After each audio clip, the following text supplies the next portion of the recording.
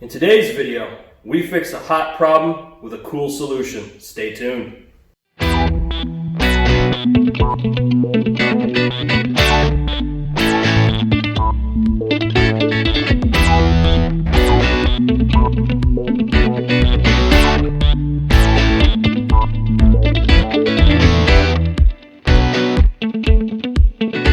Welcome back and/or to the channel. Today we are fixing an AC system.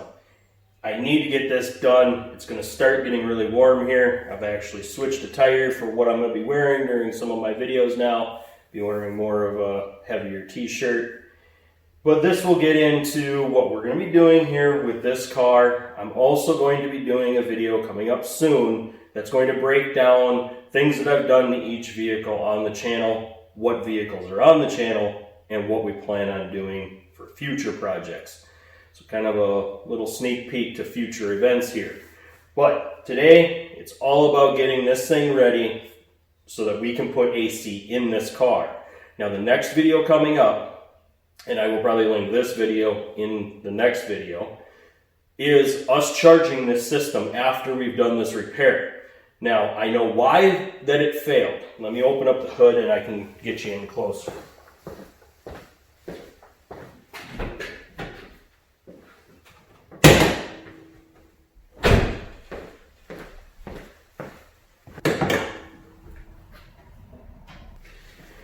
Okay, last summer the red sled had a big problem. When I was driving it to work, everything worked just fine. But when I went to turn the AC on and come home from work, and it was about 85, almost 90 degrees that day. When I started the vehicle, all of a sudden I had no AC in my car. When I went to open up my hood, I found the reason why. And for most AC systems, this will be true. Whenever you have an issue, you're easily going to be able to find out where that issue was if you check right away. Don't let it go for weeks on end before you take a look at it. Because most of the time you will see where the liquid came from right away if you get in there and take care of it and see exactly where it happened. On this car, where it happened was right here. There is a front seal on this air compressor that hides behind this clutch. This seal had completely failed and blew out, and there was green everywhere. It was up here. It had actually sprayed up on my hood liner. And not all of this is from the AC. This is here, but that's from a different issue. But this is what we're going to be going after today. We're going to be taking these lines loose. There's one here and one on the back side of the pump. We have to take this out of the way so that we can get at these brackets. We have a bracket here. We have bolts here. And obviously we have to pull our belt. So what I'm going to do is I'm going to set you up on a different setup so that I can get in here and get started with this pump. So I'll be back with you shortly. Okay, now that I got you set up, I'm going to go after the tools that I need. We'll get this thing starting to disassemble here. Again, like in all my videos, I will link all the tools that I use in the description down below. Now, before you go taking your lines loose, make sure your system's empty. Do not pull your lines if your system still has Freon in it. Just by you cracking the line, you can actually do damage either to yourself or to something else around you, plus you're letting Freon into the air. Now I know the system is empty because I watched everything bleed out when I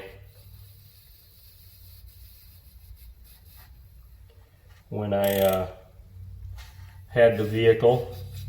Now there is going to be a little bit of air pressure built up in the system. And what you can do to relieve that air pressure is just slowly let the line bleed it out, the pressure, or you can press in the bleeder screw on the pump itself. And I'll show you how to do that. But only do this if there's only air in the system. Don't do this if there's Freon in the system, because you will be breathing in that Freon, and that is dangerous.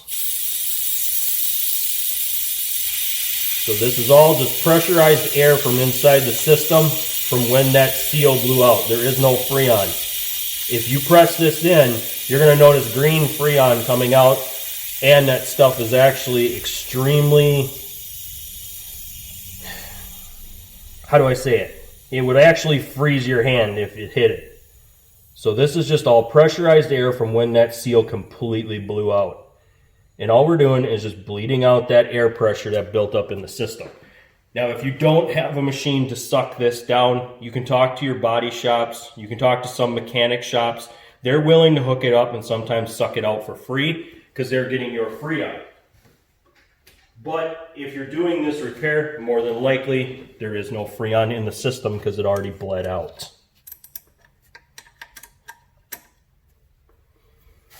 There are a lot of seals to an AC system.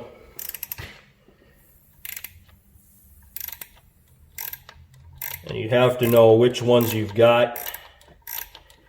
And never put a system back together with an old seal. If you crack any line, make sure you replace that seal. So what this is a 10 millimeter nut on both of the lines. And the reason I'm pulling the lines is because I want to get a better look on what else I have to disconnect to be able to get in there. I'm trying to do this without having to disconnect so much stuff. My goal is to show you guys how to do this quickly and without having to take most of the vehicle apart to do it. Now, some AC systems, when you go to do a repair, they're going to be a lot more extensive. You may have a situation where a condenser fails. That condenser, you will have to replace, or you will have to pull your radiator out of the way when you do a condenser, because your condenser lives up front here.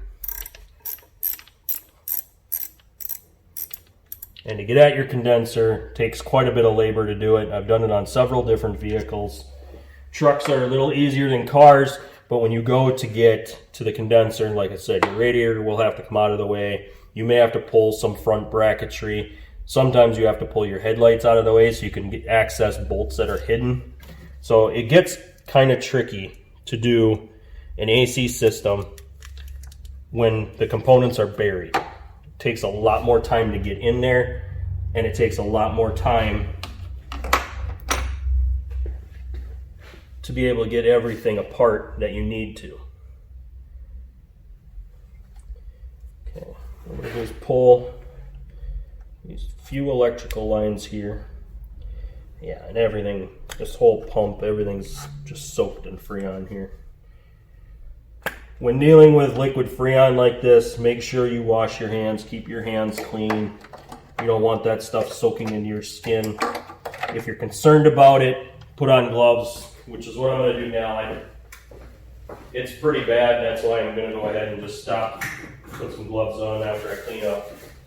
Freon is a toxic chemical, so like I said, don't just bleed this stuff into open air. The only time you hit that bleeder screw is when you know that the system's empty, or if you need to do a quick system pressure check where you're just making sure the Freon hasn't gone anywhere, then you can just tap that bleeder screw. But otherwise, do not just bleed it all out into the air. I don't normally wear gloves, as you've seen in other videos. Even though I should, especially during oil changes, because like I said before, in oil change videos, engine oil is extremely toxic. You don't want it soaking into your skin. But I get it. You work on cars, the last thing you want is your hands to be slipping and sliding when you're trying to do something. Oil gets built up on the gloves and you just start sliding everywhere. So that's why I don't wear gloves for most projects. But I do try to clean up throughout the project and try to keep my hands fairly clean. Now, it's not a fail-safe. It can cause me health issues later on down the road. But it's kind of how I have always done car repairs. So what I did is I disconnected a vacuum line here. The next, after you've disconnected your electricals, you're going to go after anything else that's in your way to be able to lift this pump out. And currently, we have a bracket here that we have some bolts hiding. I believe these are also going to be 10 mil. And then we do have some 13s on the front of the pump.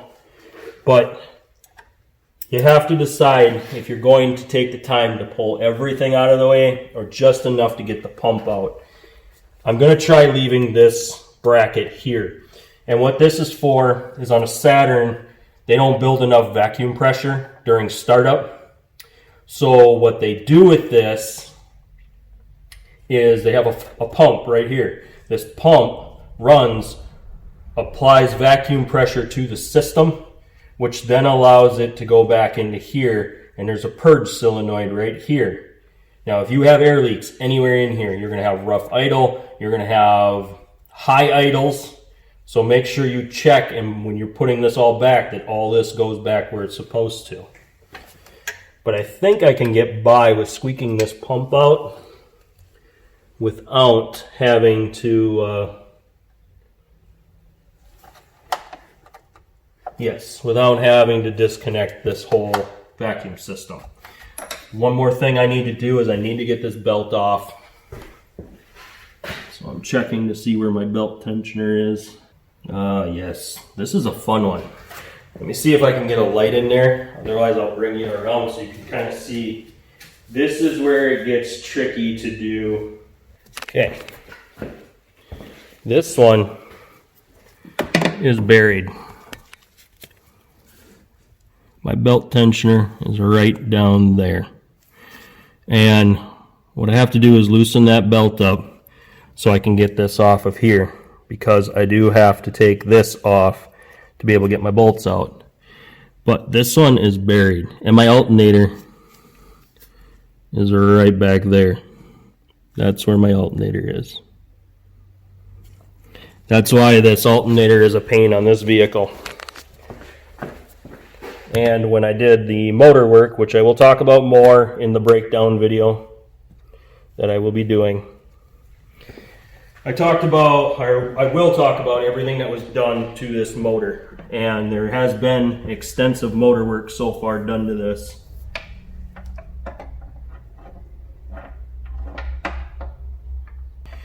Okay, I figured that was going to be a pain.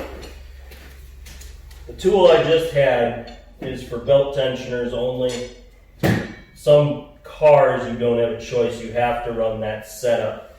Otherwise what you're doing is you're going to be running a wrench, and you may have to double up the wrench to get enough pressure to release that belt. And this gets to be quite problematic. Some vehicles, they will actually require you to pull the wheel liner out. You may have to go so deep as into taking out other components that are in the way. Okay. What I did is I grabbed the longest 15 millimeter wrench that I had, and it is a ratcheting wrench. Bring it around here. And what it is it's a ratcheting wrench. And I just have it slipped on down below. And I'm going to try to turn it off with just the wrench. Now sometimes these tensioners are way too tight, so this trick does not work. You'll see me slip the belt off right here. If I can get this tensioner down. Okay. Well, what I'm running into is I can move the wrench, but I don't have enough room. So what I'm going to do, it's an old school trick where you double up the wrench, and I'll show you this once I get the wrench out. What you do is you double up the wrench, which allows you to put the pressure down that you need. But sometimes it'll make it too long like it just did. And if you use the wrong size wrenches, you'll actually lock the wrench in with the other wrench. So, I will show you that trick once we get this belt off, of how you can extend your wrenches by doubling them up. Now be careful when you do this, because Doubling your wrenches can cause them to slip off, which creates a lot more problems.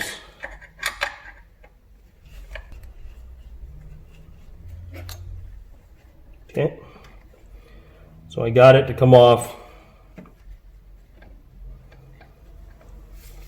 It's right here. I should be able to take and slide that out of my way. And let me show you that doubling up wrench trick that I'm talking about.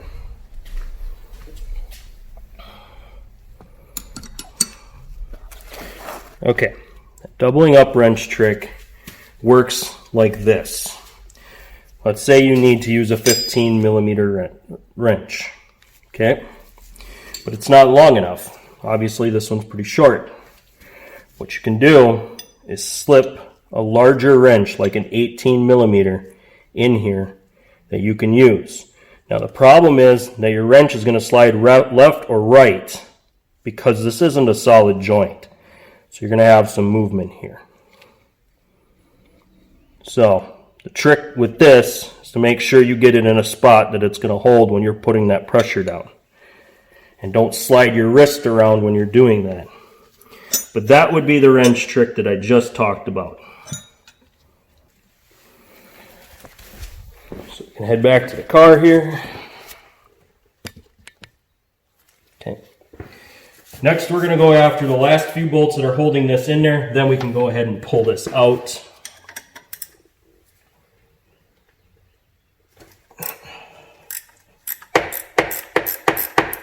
Got one 10 millimeter there, one 10 millimeter here. Now this bracket I had to modify because I ran a header on this car.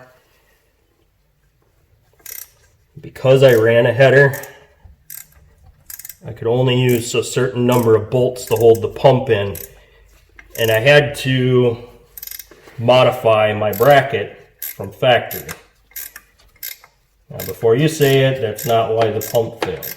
This pump is extremely old. It's probably the original pump with the vehicle, and this is a 2002, so it held up for quite a while.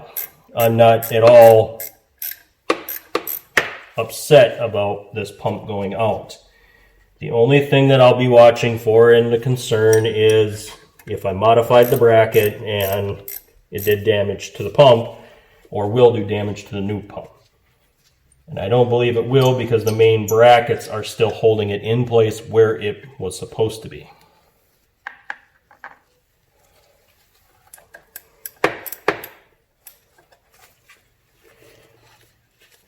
Now the only difference between what I'm doing and what you would be doing is this pump did not catastrophically fail. Just the front seal of the pump blew out. If you had a catastrophic pump failure, you'd be replacing a lot more components. You'd be replacing your evaporator, and you'd be replacing your either expansion valve or your proportioning valve for your AC system. And the reason why you would be doing that is because all those metal fragments got blown down the line. And they all got trapped in that spot.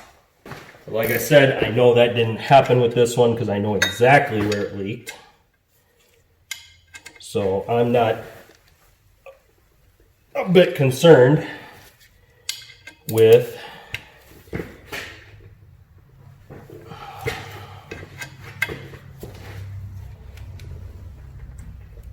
just putting a pump in. And that cranked tight when I did the motor. Wow. And what I'm doing is kind of a no-no. I've got bolts all over the whole vehicle rather than just in a pan. If I drop a bolt during this process, I'm going to be chasing it. So you want to use like a metal pan. In fact, I'm probably going to get one because I don't want to lose any of those bolts.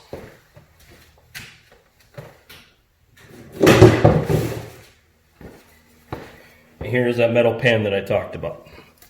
And what is a good idea is there's magnets on the back side.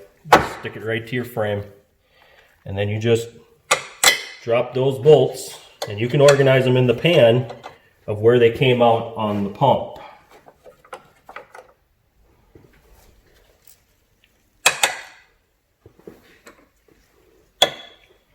And now you know exactly where your bolts go.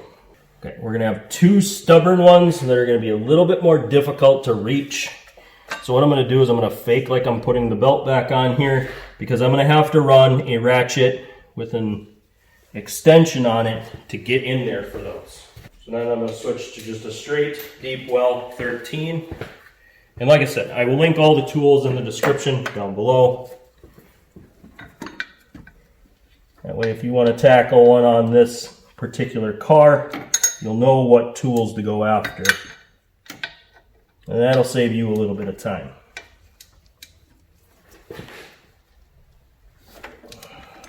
And most of this I've had apart already when I did the whole upper part of the motor. So most of these bolts are not seized in. I just might have them torqued down really hard. But they do come out, once I've gotten them loose, they do come out pretty easy. And it's helped that I've done the motor on this vehicle already, so I kind of remember how I got in there to get these out. Sometimes even where I reached. So what I'm looking at is when I go to pull this out, what I'm thinking is I'm going to pull the pump out and slide it back towards you in the camera, because that will give me the best access. And if I have to, I will pull that vacuum stuff out of the way. So if that becomes a problem.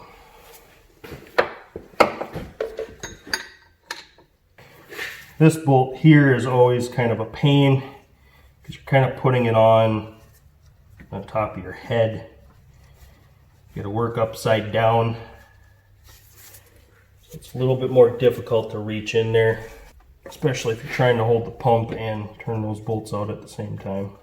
Just make sure you don't drop them when you're trying to take them out. So like I said, then you're gonna chase them. And some engine compartments, they're very difficult if you have to chase. There's certain areas where I've just lost bolts, or I've just said, you know what, I'm gonna just go buy a new bolt because it's too hard to get in there and get it. All right, so there's time for magic. What we're looking for is for this to just come out and slide up towards you. And now our old pump is out. Now, there is a core charge on this pump, so I do have to return the old one in the box. What I'm going to do is get the new one out, get it placed in there. Okay, it says right on the back of the sticker of the pump to add oil. So what I'm going to do is I'm going to pull my sticker off, which they put a really good sticker on there because they wanted to make sure you added oil before you put it in. I want to show you this. Okay, this cap came on the new pump. That cap is to keep oil from leaking out. Now I could have used it while I put the new pump into the car, but I'm not too concerned because it does come with that cap. So I will just pop that cap out, pour my 3 ounces of oil in, and then I'll just put it in that way. But I'm going to remove these stop blocks, get those put on the other pump so I can put the pump away.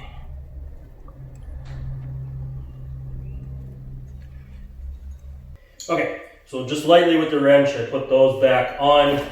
I'm going to tuck it into this little bag with this sleeve to return this pump.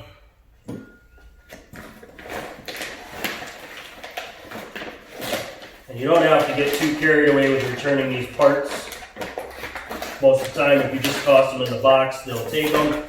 But I like to be in good with my parts person, so I try not to return things that are going to make a mess in his store. So I'll take the time to put it back in the box the way I had it.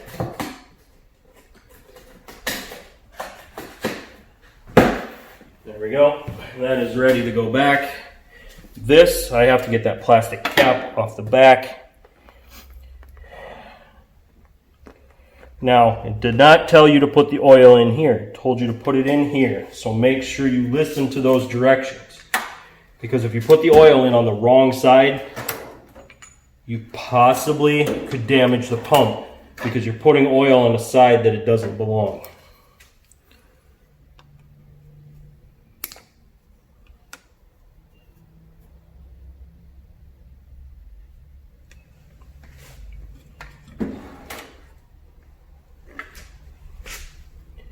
Be careful when pulling this plastic out. You don't want to damage this mating surface either, because if you damage that, then it won't seal.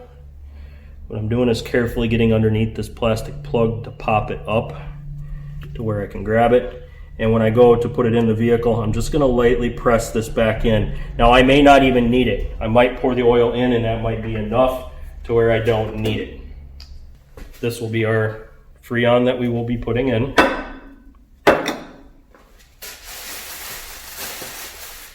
And here's our oil. There's about 8 ounces of oil in this, so I need a little less than half. Okay, and one way you can do this is I currently have the oil here. One way you can do this is just check how much oil is actually in there. Find a reference point to the outside of the bottle. Once you've found that reference point to the outside of the bottle, you'll know exactly how much you can put in. Sometimes light will help you in this process, sometimes it'll hurt you. So you gotta have the right light in order to see exactly how much is in there and where that line is, so you know about what halfway point is. Once you know halfway, then you'll be able to figure it out. Now, if you want to take the time to measure this all out, make sure that you're getting the exact amount. You can get a like a glass vial that has measurements on the side, pour out exactly 3 ounces. That's one way to do it. The other is we just redneck it.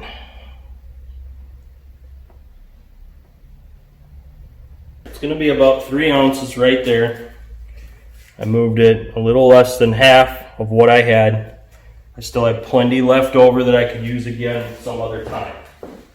So I'm just going to take it, toss it in my cabinet in a spot where I can see it, not bury it somewhere. It might eventually get buried if I don't do an AC system for a while. But now that I poured that oil in, I don't want to leak it when I put it back in. So I'm going to lightly put this red plug on for now. Alright, so this project is taking a little longer than I planned. So I'm going to go ahead and wrap this video up here, and there will be a part 2 to this. I have too much information to unpack in just one video. So I'd like to say thank you for watching. Please hit that like button, smash that subscribe button, and I'll see you on the next one.